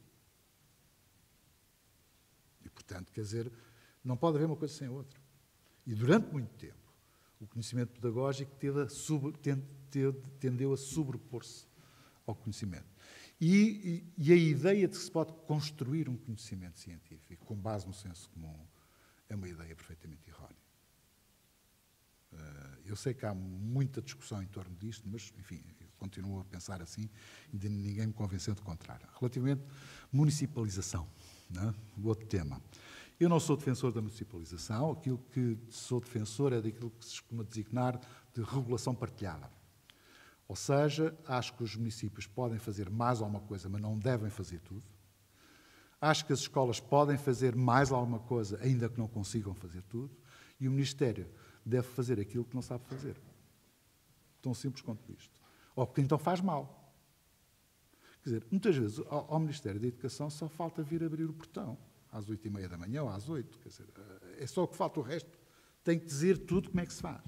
Eu acho que é uma cultura que está instalada, por isso falei do legado do Estado Novo, no que diz respeito ao centralismo, continua a ser o mesmo. Não obstante, já se ter avançado algumas coisas. E, portanto, esses esquemas da municipalização, de que conheço neste momento as tentativas, quer do caso de Óbidos, quer do caso de Cascais, e julgo que o Ministério está a preparar, digamos, um alargamento das experiências a mais alguns municípios, deve ser ponderado.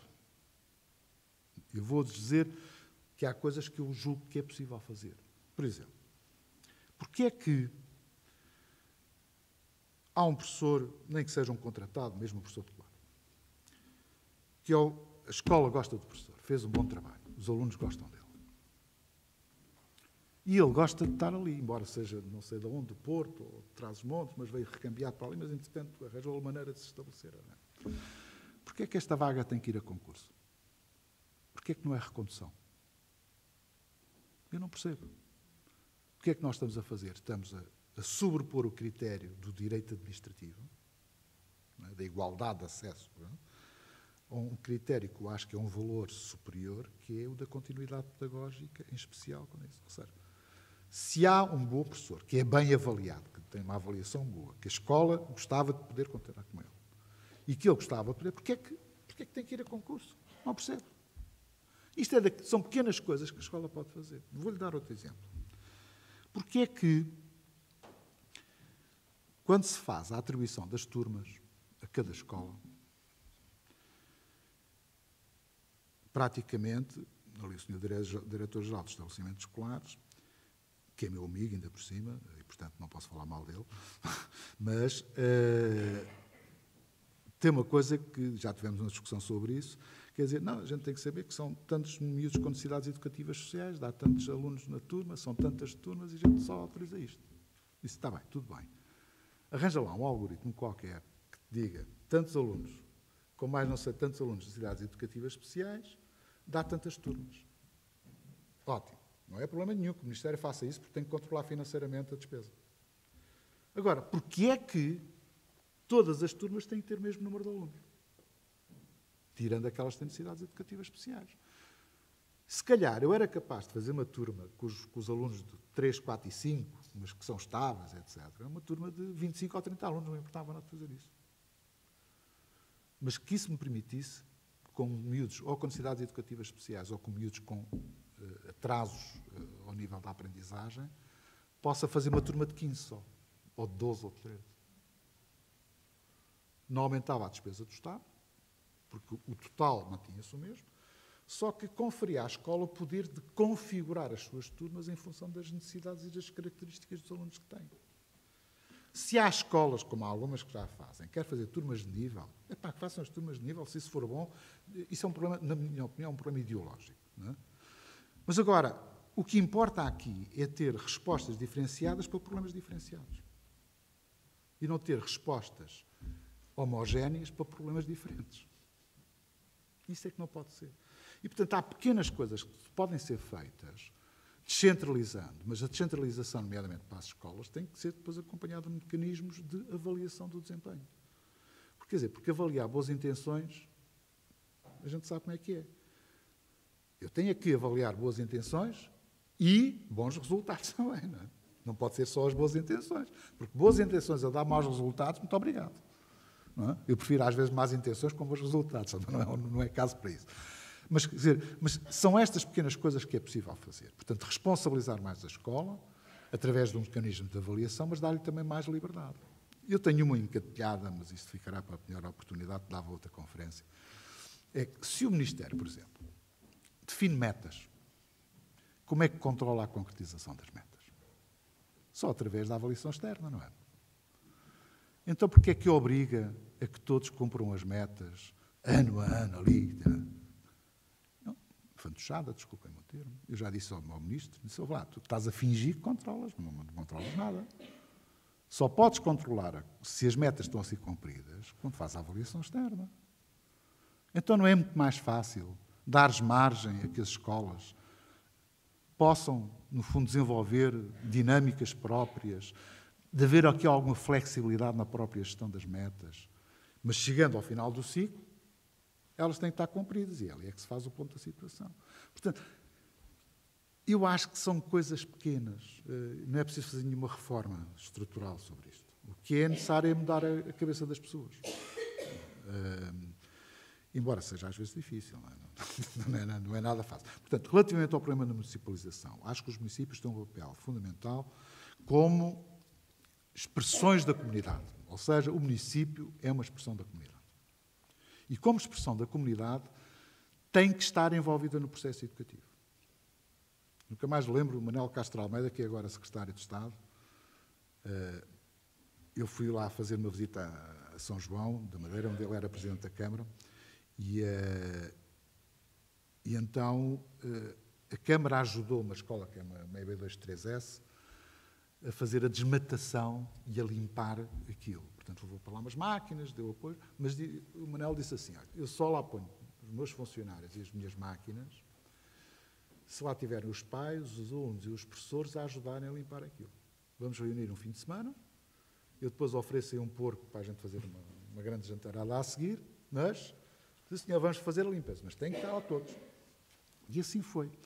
Ele telefonou-me 2 ou 3 dias antes, ele sabia que eu ia ali perto, a Espinho, e disse-me, Vlado, não queres cá dar um salto? Isso era interessante, porque temos aqui uma experiência. Contou-me, está bem, ok, vou passar por aí. Bom, foi uma boa surpresa, e no final estava a RTP1. E entrevista-me, eu digo, tal, e a seguir vai entrevistar o Presidente da Câmara. E a primeira pergunta que a jornalista lhe faz é, Sr. Presidente, então o senhor anda a gastar os recursos do seu município para substituir o Ministério da Educação naquilo que o Ministério devia fazer e não faz? E o Manuel Castro Almeida teve uma saída de mestre. Diz assim, sabe, a escola é do Ministério da Educação, mas os alunos são nossos. E, portanto, a gente está aqui porque são os nossos filhos que estão aqui. E se nós criarmos boas condições... Isto revela bem, precisamente, que o fenómeno educativo não pode ser estranho à comunidade. E não é só a relação entre pais, professores e alunos, quer dizer, que é uma relação pobre. Tem que ser com cidadãos, em geral, e, em especial, com aquilo que são os representantes dos cidadãos, que são os autarcas. Quer dizer, esta ideia de que os autarcas podiam ser uma espécie de xerifes e de tuteladores, quer dizer, eu acho que nem os próprios autarcas o querem. Não sei se o Sr. Presidente pode falar. Mas, quer dizer, eu acho que nem eles os querem. A experiência que eu tenho da autarquia é precisamente que há coisas que as autarquias nem querem ouvir falar.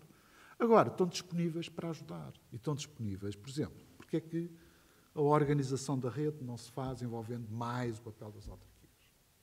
O problema do planeamento da oferta, porque é que não se faz mais envolvendo isso? Quer dizer, há muita coisa, não é só a autarquia dar umas coroas, não é? Como costuma dizer, pagar umas coisas, conservações e só mais o quê? Isso digamos, a posição egoísta que muitas vezes alguns diretores de escola têm, não é? Mas é um parceiro, e como parceiro que é, eu acho que aí está bem. Portanto, o que tem que haver é entre pais, professores, escola, autarquias, grupos de cidadãos até, haver essa capacidade de partilhar responsabilidade. Que eu acho que é um bocado diferente deste modelo da municipalização, porque, no fundo, se quer transferir, e eu aí tenho algumas reservas sérias, digamos, fazer minis-ministérios de educação, então, desculpa, então não vale a pena. Estamos a gastar dinheiro estupidamente e a eficácia não aumenta de certeza absoluta. Há coisas, quer dizer, vale a pena transferir o pagamento de salários, por exemplo. Não vale. Alguma vez, os senhores são quase todos professores, houve atrasos nos pagamentos de salários. Isso deve-se muito ao Edmundo Gomes. Não é? O Edmundo tinha um sistema que aquilo raramente falhava. Eu tenho uma grande admiração por ele. Foi diretor-geral, precisamente. Mas não há memória de alguma vez ter havido atraso no pagamento de salários. Funciona bem, então porquê é que não há de continuar a funcionar centralmente? Concurso de professores. Eu tenho aqui mixed feelings, não é, sobre isto. Ou seja, acho que há uma parte que tem que ser centralizada de forma a assegurar a equidade. Mas há outra parte que tem que ser descentralizada no sentido de ganhar eficácia. E, portanto, o que nós temos que fazer é encontrar este equilíbrio. Só que este equilíbrio, às vezes, é difícil porque as posições estão extremadas. Por parte dos sindicatos, tudo o que seja sair da lista de graduação é uma complicação.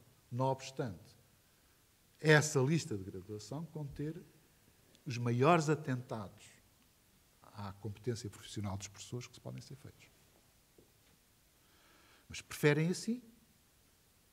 Bem, eu acho que, por exemplo, o papel das escolas aí era importante, no sentido de dizer, olha, desculpa, este não quer, muito obrigado. Mas este quer. Este não vai a concurso, deixa lá cá estar, porque este é bom, trabalhou, deixa cá estar. Mais 4 anos, ou seja o que for. Era assim que devia funcionar. Mas, portanto, municipalização não, digamos que trabalhar, até porque a história de descentralização apressada, que foram 2 experiências que houve, uma durante a República e outra durante o século XIX, não foram muito positivas. E, portanto, devemos, digamos, a história ensina-nos a ter algum cuidado. Cheque ensino, acho a expressão infeliz e o princípio também não gosto. Eu vou tentar explicar a minha posição, que também não é fácil. Eu entretanto, estou a monopolizar isto, mas enfim. Mas vamos lá ver se eu consigo. A primeira experiência de financiamento ao aluno que foi desenvolvida em Portugal foi feita por mim, nomeadamente o financiamento das escolas profissionais pertencentes à região de Lisboa e Vale do Tejo, em que, como estávamos em phasing out relativamente aos financiamentos comunitários, tínhamos que encontrar uma forma que substituísse esse financiamento, porque a região de Lisboa saía, precisamente, digamos, desse financiamento. E aquilo que fizemos, e que teve sucesso até eu sair, porque uma parte das escolas profissionais estavam completamente endividadas, porque os atrasos de pagamentos dos ministérios levavam a que as escolas tivessem que recorrer à banca com elevadas taxas de juros e estavam com níveis de endividamento excepcionais. E só com o facto de eu ter alterado o procedimento nos pagamentos, resolveu uma parte significativa do problema das escolas profissionais. E nunca falhou. Nunca falhou o pagamento. Aí, por isso é que eu gosto do Edmundo, porque ele dizia-me que sim, o Edmundo era garantido. E acho que também os que lá estão agora também o fazem bem. Mas, quer dizer, mas tem a ver com a natureza do tipo de funcionamento. E, portanto, isto foi uma função, mas era financiamento ao aluno, aquilo que eu digo que é financiamento em nome do aluno. Desde que o aluno tivesse aproveitamento e se mantivesse matriculado e a frequentar a escola, o Ministério continuava a pagar o correspondente ao valor daquele aluno. Se o aluno desaparece, deixa de pagar. Se a escola não luta pelo aluno, deixa de pagar. Portanto, este modelo funcionava. Tal como funciona em muitas escolas privadas, chamados contratos simples. Os chamados contratos simples, o que é que são? São com participações, nomeadamente para primeiro ciclo e pré-escolar, etc., às famílias que, por terem baixos rendimentos, o Ministério paga uma parte da propina que deve pagar no estabelecimento privado. Bom, que necessidade temos nós? E isto existe desde os anos 80. Este sistema existe desde os anos 80. Que necessidade é que há agora de transformar este sistema, que até funciona bem, e que pode ser ajustado, pode ser melhorado, chamar-lhe cheque ensino? Para quê? Não percebo. É ideológico, puramente ideológico. E, portanto, devo-lhe confessar que eu acho que isto nem é do Ministro Nuno de Crato. Nem é do Ministro Nuno de Crato. Porque eu sei o que é que ele pensa e sei o que é que ele tem dito e, portanto, não creio que venha dali. Portanto, é daquele tipo de discussão que se arranja e que não tem ganhos efetivos. Quer dizer, não é por aí que agora, que era possível mudar, por exemplo, os contratos simples, é possível melhorar, alargar o leque, de forma a chegar a mais miúdos ou mais famílias, quer dizer, há muita forma. Eu sou defensor, na verdade, a compensação que se deve dar às famílias que têm os miúdos em colégios particulares deve ser feita através da base fiscal, na minha opinião, nomeadamente do IRS. Alargando precisamente a incorporação de despesas que se tem, nomeadamente propinas. Não é? Esse, para mim, é a base mais eficaz. Mas reconheço que essa base fiscal já está tão rapada, não é? Que o Ministério das Finanças tem dificuldade em aceitar uma coisa destas. Bom, então é manter o esquema dos contratos simples e alargá-los. Uma coisa diferente são os contratos de associação, que eu sei que era isso que queria que eu falasse, nomeadamente sobre o que se passa nas Caldas, passa em vários sítios. Eu devo dizer que não tenho nada contra os contratos de associação, nem muito menos contra o ensino privado, e sou defensor da coexistência precisamente destes dois tipos de ensino. Agora, o problema é que isto tem que ser gerido com algum rigor, quer da parte dos privados, quer por parte do Ministério. Porquê? Porque uma parte desses contratos, em algumas zonas, e posso garantir que não foi no meu tempo, fizeram-se contratos de associação onde eles não eram necessários. E, portanto, o problema que se põe é que ter muito cuidado, nomeadamente relativamente aos estudos e às estimativas que se fazem, etc. E, portanto, e acima de tudo, não tornar isto um combate ideológico entre público e privado. Porque aquilo que a gente tem que servir é a educação tal como ela está, e os miúdos têm que ter aulas e têm que ter boa qualidade de ensino. Não é? Esse é que é o princípio.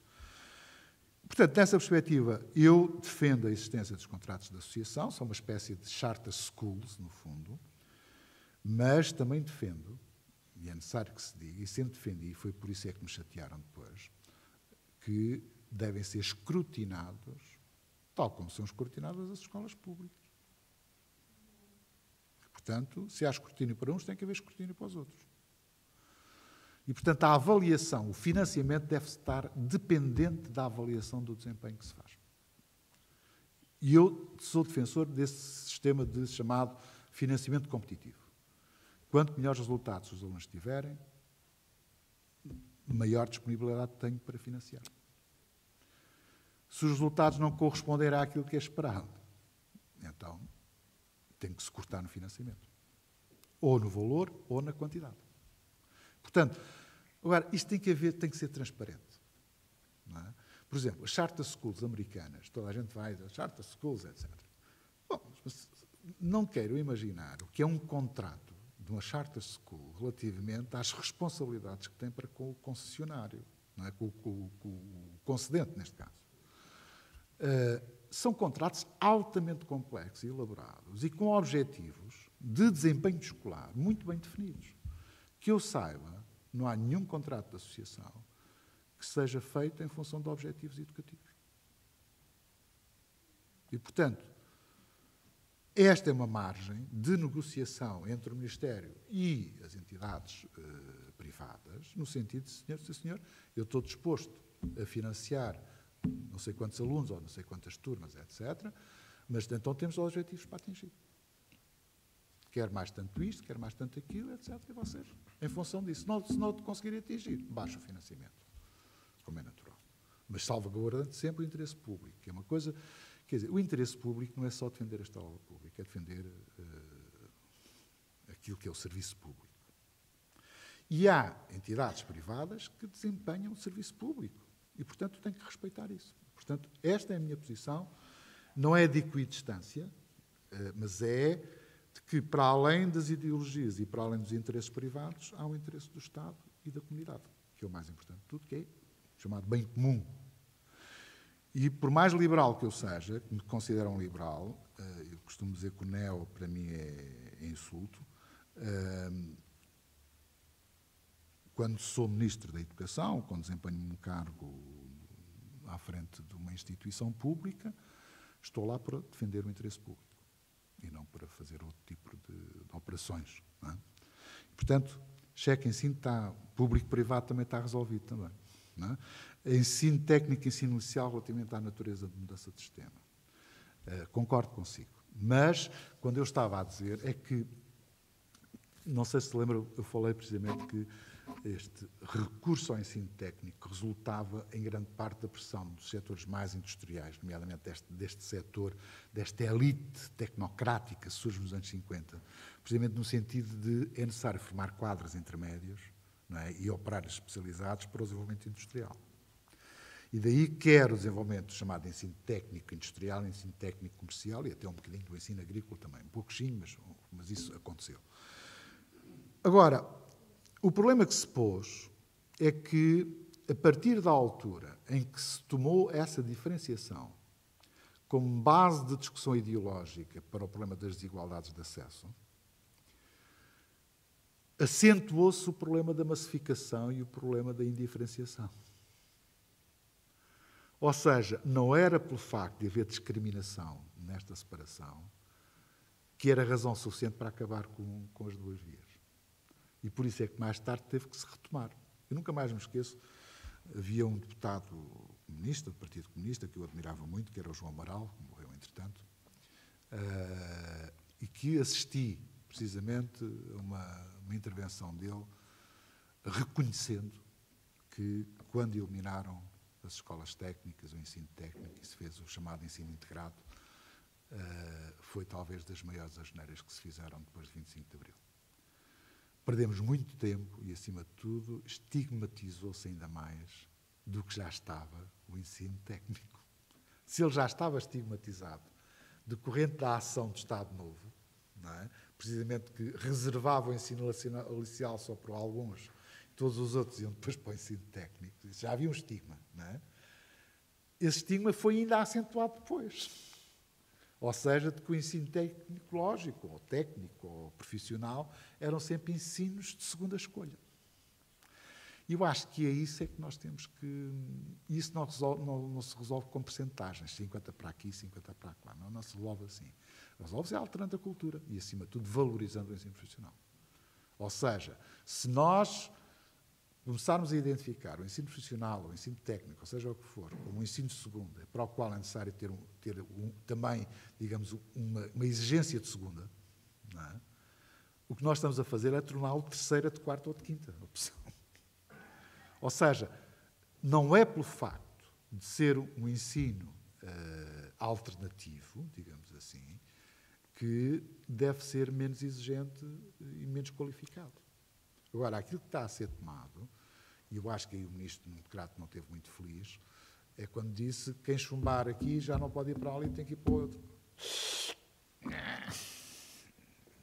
Foi identificar, digamos, o ensino profissional, ou dual, ou seja o que for, ou vocacional, com, digamos, um castigo. Isso não é bom, não é? O sinal que se dá não é positivo. Agora, isso não alterou a natureza, digamos, daquilo que é o funcionamento do sistema educativo.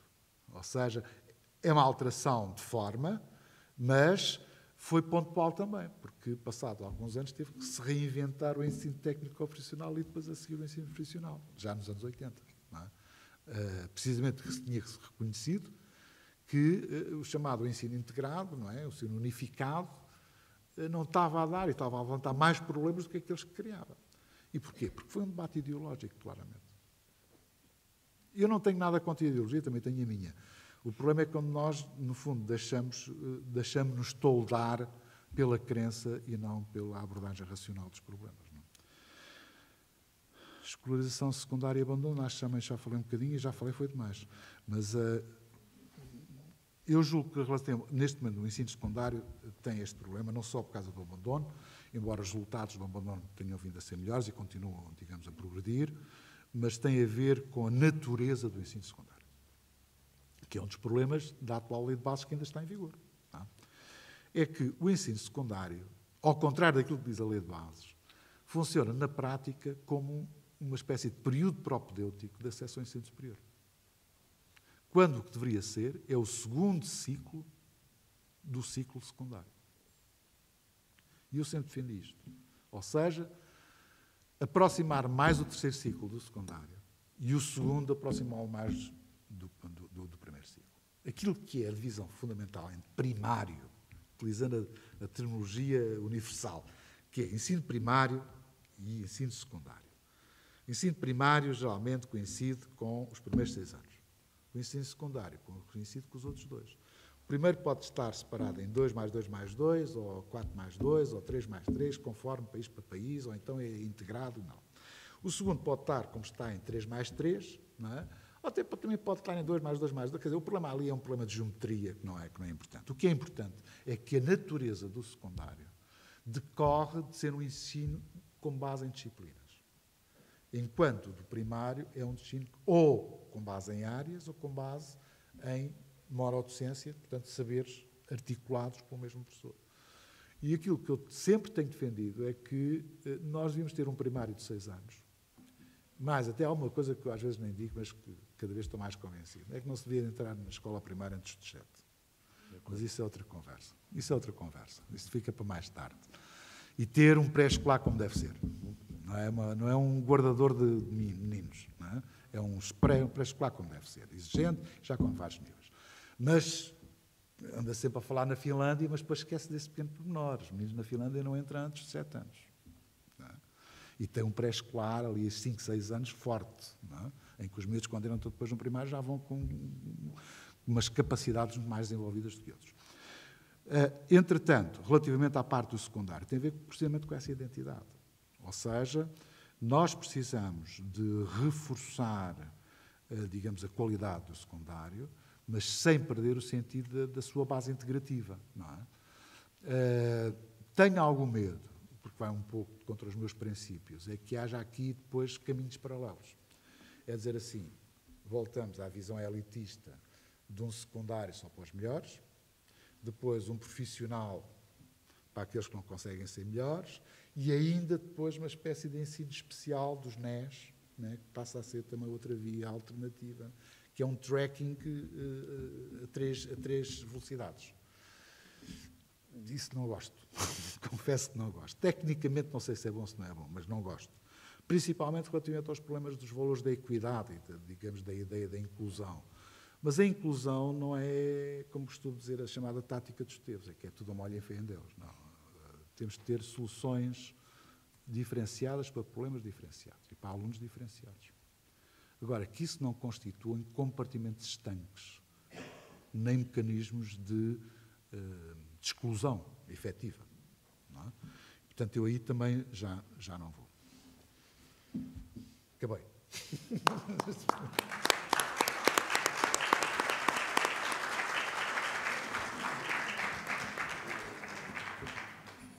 O professor Nicolau Borges fez-me aqui sinal de que então íamos encerrar o debate. Eu faço aqui uma intervenção de despedida, agradecendo a intervenção do professor David Justino e o facto de se ter deslocado às Caldas da Rainha, é uma honra para nós tê-lo connosco, e ter proporcionado e dado a conhecer o seu pensamento aos presentes, e acho que quer as questões colocadas, quer a intervenção desenvolvida e produzida foram muito ricas de conteúdo e os presentes apreciaram bastante, com certeza, até porque na sua quase totalidade são pessoas viradas com a vida dedicada ao ensino, são professores e, portanto, com certeza que apreciaram o que foi dito e refletiram sobre o assunto, concordando naturalmente com algumas coisas e, naturalmente, tendo o seu próprio pensamento, eventualmente divergente noutras. Mas a intervenção foi claramente muito bem fundamentada. Permitam-me aqui que registre aqui 2 pequenas notas antes de encerrar. É que, no tempo em que esteve à frente do Ministério, como Ministro da Educação, de facto, começou a desenvolver-se a ideia de que o seu pensamento de divisão entre o ensino primário e o ensino secundário poderia ser concretizado em termos legislativos e aplicado na comunidade.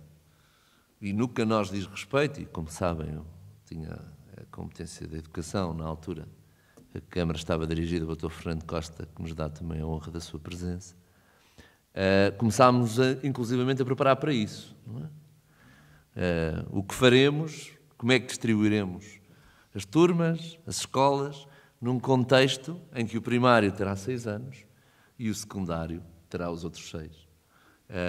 E já tínhamos a coisa mais ou menos pensada e organizada, mas depois não continuou esse programa e esse caminho. E a segunda nota é para, enfim, quase todos já conhecem o nosso pensamento relativamente a essa matéria. Não me parece que o Governo esteja muito entusiasmado com a ideia da municipalização, mas há, de facto, alguns municípios que andam muito interessados nessa ideia e, talvez, por isso, o Governo admita fazer algumas experiências piloto. No que a nós digo respeito, nunca foi essa a nossa intenção. Não, entendemos que deve haver alguma separação entre aquilo que são as funções e as competências da Administração Central nos várias áreas de intervenção e nesta também, e as competências e as funções da Administração Local. E no que a nós diz respeito, penso que isso acho que é partilhado por quase todos, estamos muito confortáveis com o modelo existente. O modelo existente no nosso concelho é um modelo de parceria, de intervenção mútua, mas seguramente não é um modelo dirigista, nem o município teve ou tem qualquer ambição do ponto de vista de dirigismo do funcionamento de uma escola ou de intervenção na sua componente pedagógica, porque não é a nossa área de intervenção, ou da forma como há de onde ser contratados os professores ou definido em pormenor o seu projeto educativo. Mas gostamos de partilhar, damos a nossa opinião, trocamos impressões nos vários órgãos onde temos assento e fazemos-lo de uma forma ativa. Acho que quem é membro de uma comunidade educativa conhece o nosso pensamento relativamente à componente da educação. Portanto, somos agentes com pensamento e com capacidade de intervenção, mas não somos dirigistas, nem nos metemos nisso. E achamos que deve haver, efetivamente, uma maior autonomia nas direções. A descentralização, ao ocorrer, deve ocorrer nos respectivos órgãos dos respectivos agrupamentos, tendo mais capacidade de decisão, nomeadamente, como referiu, na questão de contratação de professores. Portanto, também não é... As Caldas da Rainha não têm nenhuma intenção, pelo menos connosco, de desenvolver qualquer iniciativa tendente à municipalização do funcionamento das escolas no nosso concelho.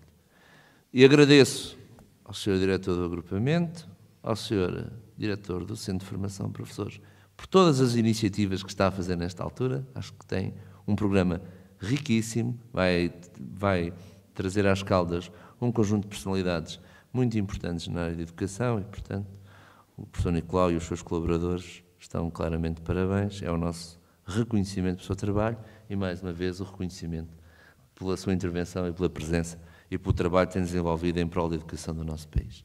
Bem-ajam a todos. Terminamos agora a sessão. Obrigado. Só uma última palavra, boa Páscoa.